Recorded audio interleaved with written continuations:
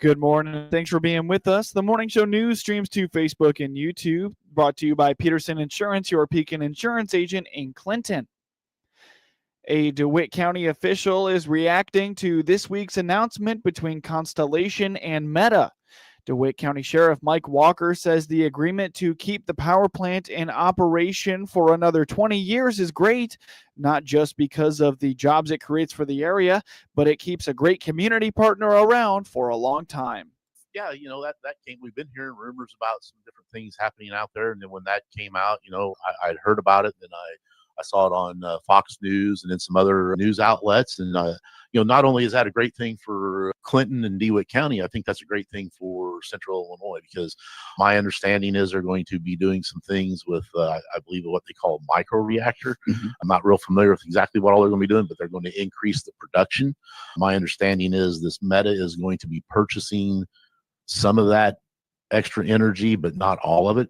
So it's going to increase the output of energy out there at the power plant. And, it's obviously will probably generate some more tax revenue for the county, because I would assume that if they are doing things, putting in these micro reactors, whatever, that's going to increase the value. So then their assessed value will go up, and that will help the school districts, the county, the friendship center, all these things that rely on local property tax. The sheriff is hopeful the revenue generated by the likely increased EAV will allow his department to increase its wages and better retain staff. I think it will help. Of course, anytime we get more revenue in the county, there's potential that it could help, all county employees in the county in general, because, you're generating more revenue. So it could potentially lead to, higher wages, better benefits, things like that. As we've talked, that's one of the issues that we continue to have to contend with within the sheriff's office is, the wages and things. We get good people here as deputies, corrections, dispatchers. We train them and then they move on. I'm losing another deputy. He's going to be leaving. He's in the process now, and I'm very confident he's going to get through everything, and I'm going to be losing him to McLean County. That's another position I got to fill. I'm looking to lose a correctional officer to McLean County, basically because of both, because of wages and benefits. We're never going to be able to compete with those really big agencies, but a lot of these people that we have that we're getting hired and at our office have local ties. And when people have local ties, they're willing to stay here for a little bit less money than going to Bloomington for $107,000, but you're going to be going from call to call and really earning that money and things like that. So hopefully that income for the county and the city will increase. And according to Sheriff Walker, because the sheriff's office is one of the first lines of response to an emergency, the power plant has supported them in various ways over the many years of being in the community.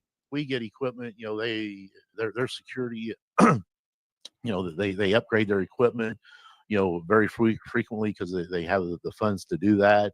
And we have received equipment. There's nothing wrong with it. It's very good. It's just that instead of keeping a piece of equipment that might be a little bit outdated, they upgrade it right away. So it's stuff, that they sign an agreement with us and they give it to us, and we're able to use it. So, like I said, I've been here since 1989. We've had a great relationship with the security forces out there. We're obligated to provide them with, if there's in case of emergency out there, we're obligated to provide them with 2 deputies within a certain amount of time, and we're able to do that. They know what kind of equipment we have that we can use to support them. Obviously, if there's something inside the building, inside the power plant itself, we're not going to be much help to them, because that's a big place out there. I'm not going to be able to send a deputy in there and say, go find the bad guy, because there's so many places to go. We don't know now if they're short staffed, or we can get people in here. We can, partner with a security force and be, aid and assistant backup for them. But our job, if anything ever happens out there as far as hostile action base or anything like that, is going to be secure a perimeter and not allow any other people inside there. This summer also happens to be an every other year drill for the power plant that involves multiple agencies surrounding the plant.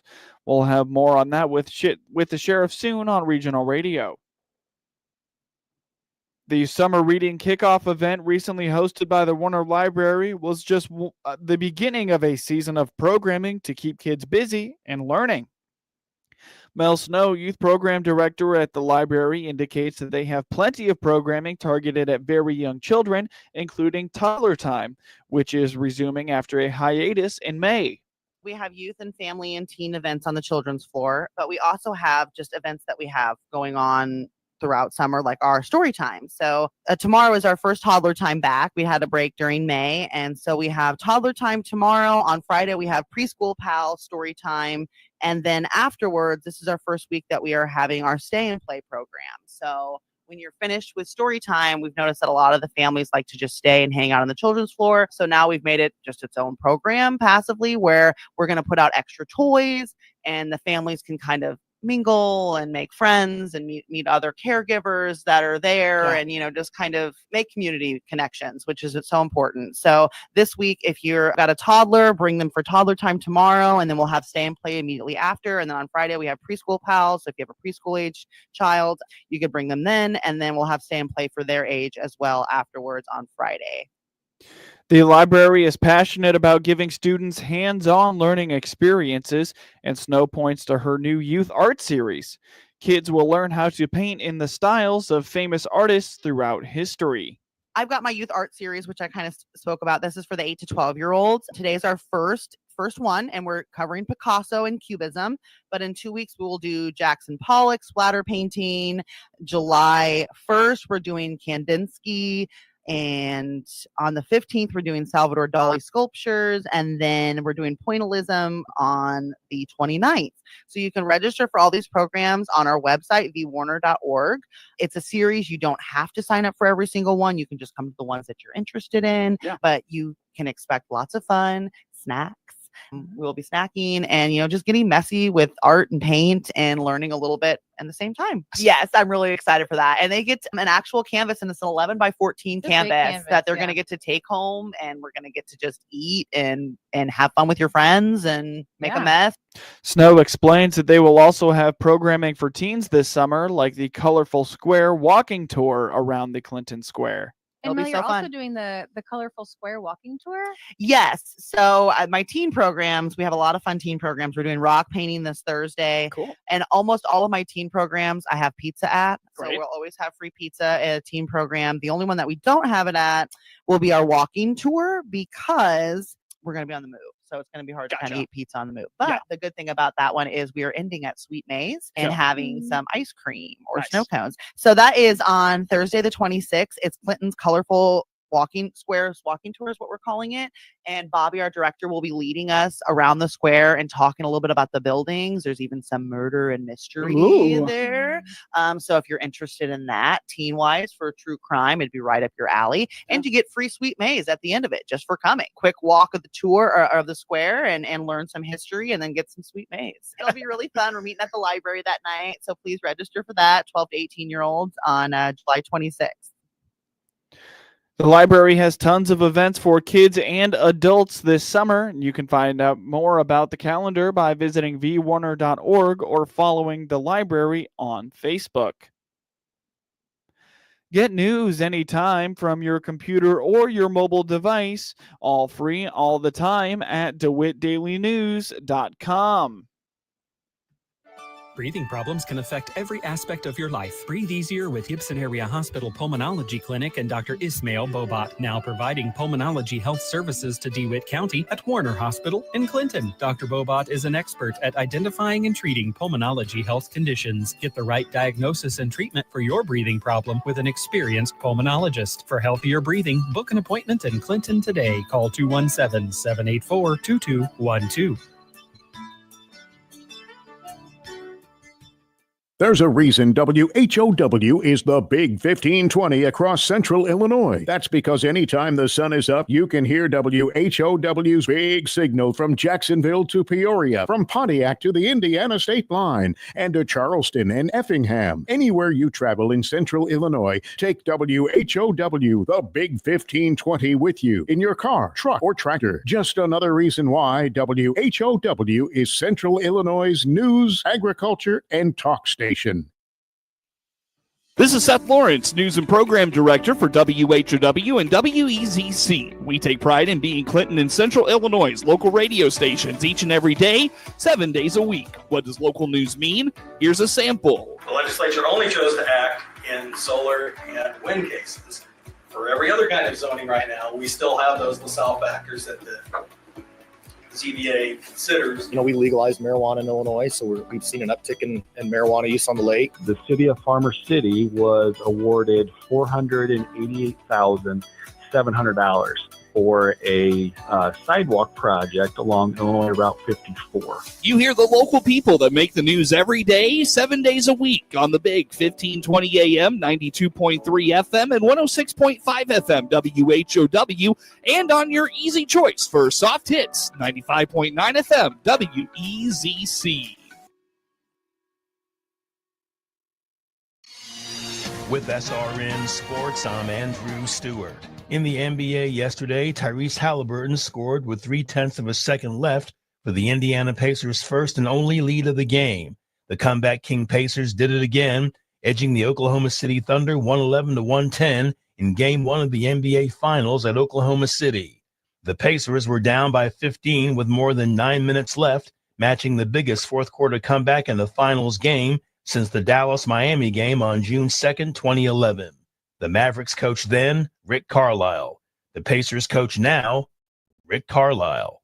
In the WNBA yesterday, New York and Phoenix, both winners.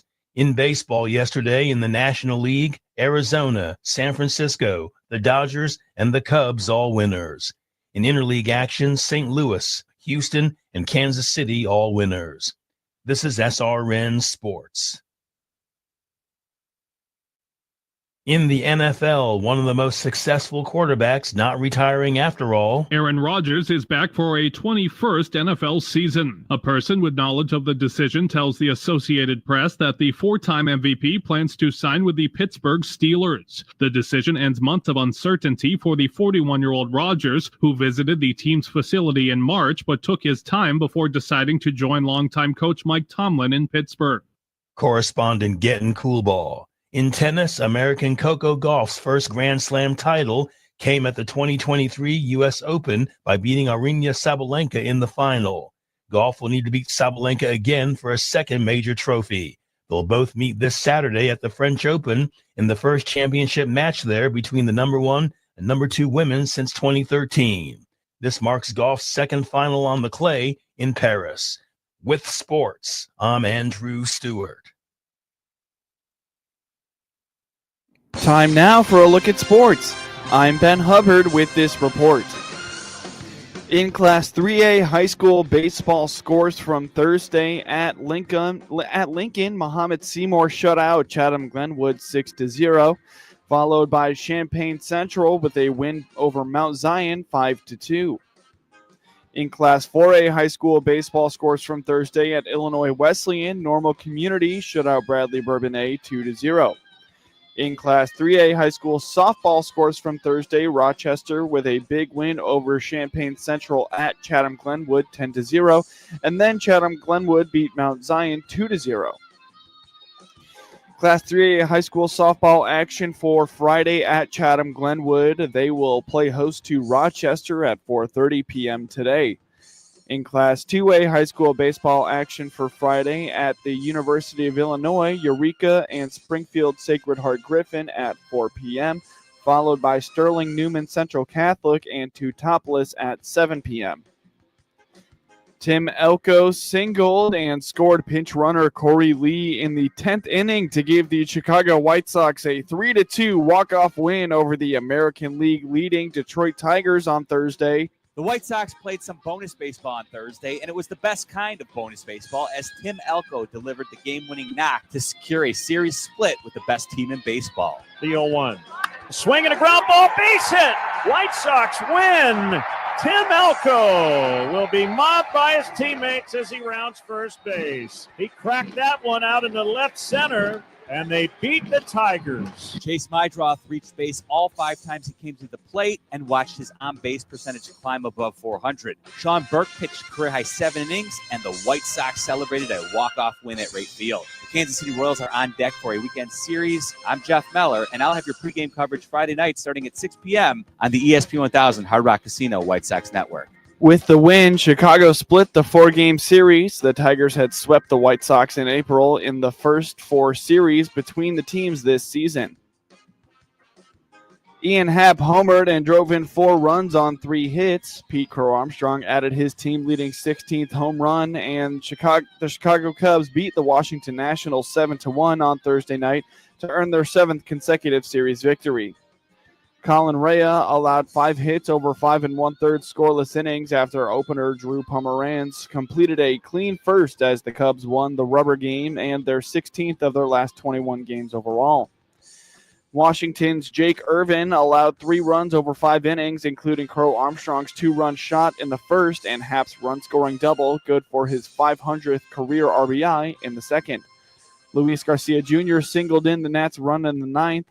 Happ connected for his first 2-run 405-foot drive off the facade of the 3rd deck in right field against Jackson Rutledge in the 6th.